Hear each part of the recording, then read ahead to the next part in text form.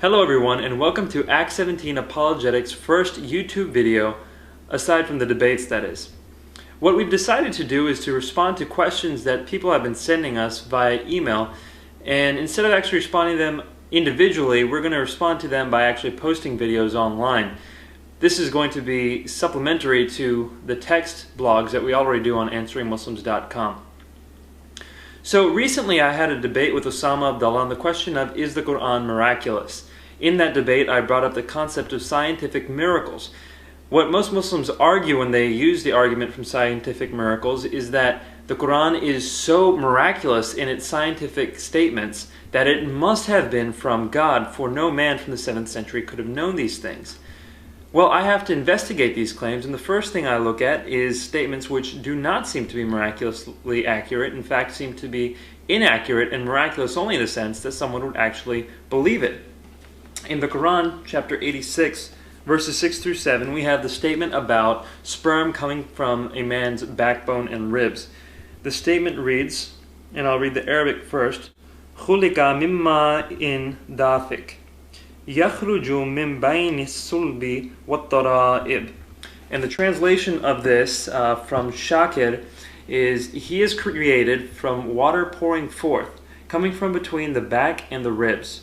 The Yusuf Ali translation reads, he is created from a drop emitted, proceeding from between the backbone and the ribs. So the statement that we have here is that sperm or semen or whatever it is that is a fluid which gushes forth from the backbone and the ribs, that is what creates a human. My response is there's absolutely nothing that gushes forth from between the backbones and the ribs that creates the human. At least not in any direct sense. If you're going to have any sort of response to this which justifies these verses of the Quran, you have to do some crazy textual acrobatics in order to make it work, thereby ignoring the clear statement of the Quran. Now, one person in particular has been sending me many emails demanding responses to his textual acrobatics. His response to my accusations in this debate was along the following. He says, Tara'ib is plural and Tariba is singular. Tara'ib is feminine and has to be understood to mean the rib area. And he also says that Sulb is masculine and can mean loins or backbone / spinal column. Since Sulb is masculine and Tara'ib is feminine, then what is actually being said is this, and I'm quoting from him, mankind is created from gushing water that proceeds from between a man's loins and a female's rib area. In other words, it takes two, a male and a female, to create a human being in the normal way, unless one is Prophet Jesus or Prophet Adam.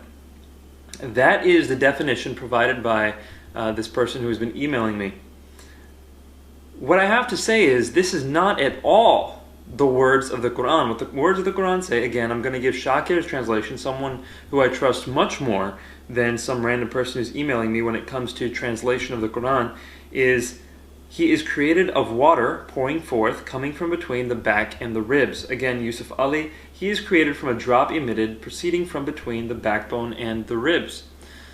So the translation speaks for itself. When people have to do these acrobatics and say, well, this word is masculine and this word is feminine, therefore it means that babies come from a man and a woman, number one, I'd have to say that all you're doing is trying to make something which does not say what you want it to say into something which is an obvious statement, not a scientifically miraculous statement, in order to somewhat defend the Quran.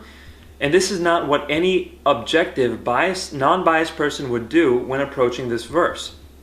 A non-biased person would say, what does the verse say? Let it speak for itself. The verse says there is a fluid gushing forth from between a man's ribs and backbone which produces a baby. This is not at all accurate. Secondly, this defense is really trying to circumvent what is being obviously stated. Don't forget verse 6. Verse 6 says, he is created of water pouring forth, or he is created from a drop emitted. So, if we're going to accept the definition presented by this man who has emailed me, he says that it's talking about between a man and a woman. Well, what is the fluid that gushes forth between a man and a woman? There is no fluid that automatically springs forth between a man and a woman. The fluid that springs forth is within an individual person. And that fluid, again, would fit according to the obvious translation that it is within a man's ribs and backbones. And this is just a scientifically inaccurate statement. We have lots of claims from other people trying to defend the statement. Dr. Maurice Bussai tries to defend it by saying that it's actually saying it issued as a result of the conjunction of the sexual area of the man and the sexual area of the woman. Dr. Zakir Naik tries to defend it by saying that in the embryonic stages, the reproductive organs of the male and female, i.e. the testicles and the ovaries, begin their descent near the kidney between the spinal column and the 11th and 12th ribs. And therefore, it's the embryonic stage that God is talking about in the Qur'an. Jamal Badawi says that there is a fluid gushing and poured forth, which refers to the aorta. And the aorta, of course, supplies the testes and the ovaries, and therefore that is what God is talking about.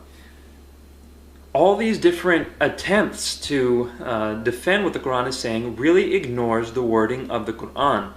It tries to do some acrobatics in order to defend what the Quran is saying.